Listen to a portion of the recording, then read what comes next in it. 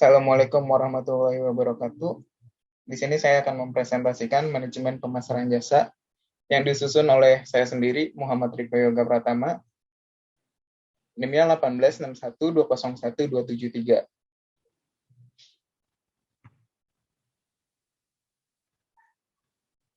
Pemasaran jasa. Pertama ada pengertian pemasaran. Itu kegiatan bisnis, selalu ada kompetisi, perusahaan akan terus mencari pasar dan tidak akan pernah puas dengan pasar yang telah didapatnya. Aktivitas pemasaran diarahkan untuk menciptakan perputaran yang memungkinkan perusahaan dalam mempertahankan kelangsungan hidup. Dalam hal ini, pemasaran memegang peranan penting dalam menentukan sukses atau tidaknya suatu bisnis. Untuk itu, perusahaan harus dapat memahami benar pemasaran bagi perusahaan yang ingin tetap bertahan. Yang kedua ada pengertian manajemen pemasaran, yaitu manajemen pemasaran sebagai seni dan ilmu memilih pasar sasaran dan mendapatkan, menjaga, dan menumbuhkan pelanggan dengan menciptakan, menyerahkan, dan mengomunikasikan nilai pelanggan yang unggul. Ada 4 filosofi persaingan yang secara kuat mempengaruhi suatu aktivitas manajemen pemasaran menurut Lem dan McDaniel pada tahun 2001. Di sini yang pertama ada orientasi produksi, suatu filosofi yang berfokus pada kemampuan internal perusahaan yang melebihi dari keinginan dan kebutuhan pasar. Yang kedua ada orientasi penjualan, pendapat bahwa orang akan membeli barang dan jasa yang lebih baik jika menggunakan teknik penjualan yang agresif dan penjualan yang tinggi. Tersebut akan mendatangkan keuntungan yang tinggi pula. Yang ketiga, orientasi pasar filosofi yang menganggap bahwa suatu penjualan tidak bergantung pada sebuah penjualan yang agresif, tetapi lebih pada keputusan konsumen untuk membeli produk. Yang keempat, orientasi sosial suatu organisasi ada tidak hanya untuk memuaskan kebutuhan dan keinginan konsumen saja serta memenuhi tujuan organisasi, tetapi juga untuk melindungi atau untuk mempertinggi kepentingan yang terbaik atas individu dan masyarakatnya dalam jangka panjang. Setelah itu ada kualitas layanan. Yang pertama, pengertian layanan. Sebagai pelaku usaha dalam dunia bisnis, setiap perusahaan yang bergerak dalam penjualan jasa dapat bersaing dengan usaha jasa sejenis dengan memberikan pelayanan yang bermutu serta memenuhi tingkat kepentingan konsumen. Tingkat kepentingan konsumen terhadap jasa yang akan mereka terima dapat dibentuk berdasarkan pengalaman dan saran yang mereka peroleh. Konsumen memilih pemberi jasa berdasarkan peringkat kepentingan dan setelah menikmati jasa tersebut, mereka cenderung akan membandingkan dengan yang mereka harapkan. Yang kedua, kualitas jasa.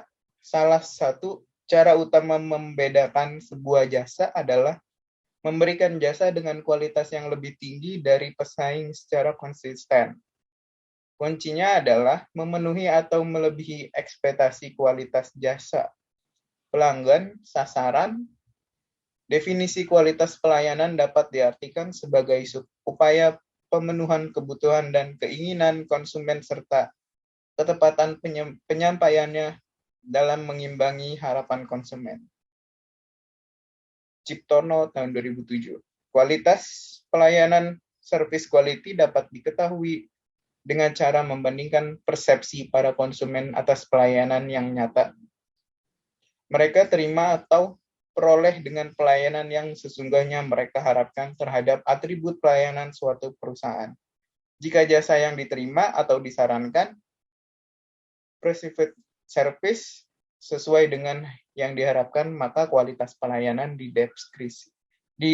dipersepsikan baik dan memuaskan. Jika jasa yang diterima melampaui harapan konsumen, maka kualitas pelayanan dipersepsikan sangat baik dan berkualitas.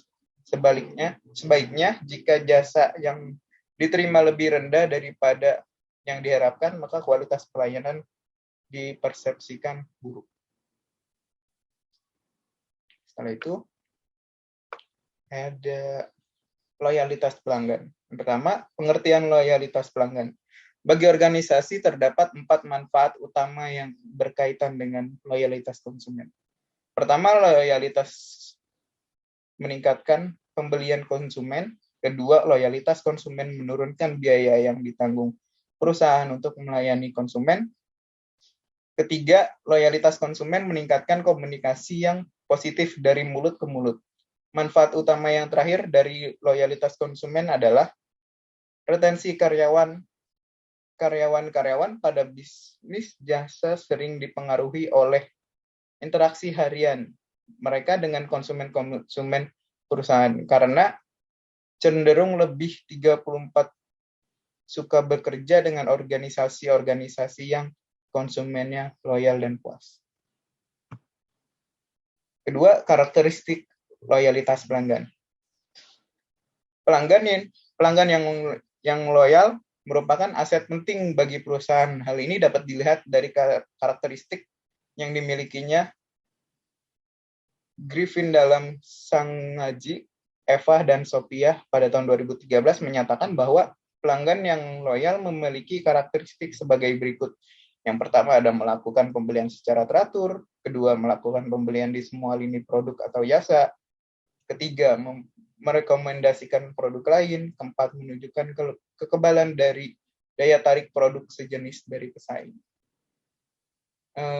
Cukup sekian dari saya presentasinya. Kurang lebihnya mohon maaf. Assalamualaikum warahmatullahi wabarakatuh.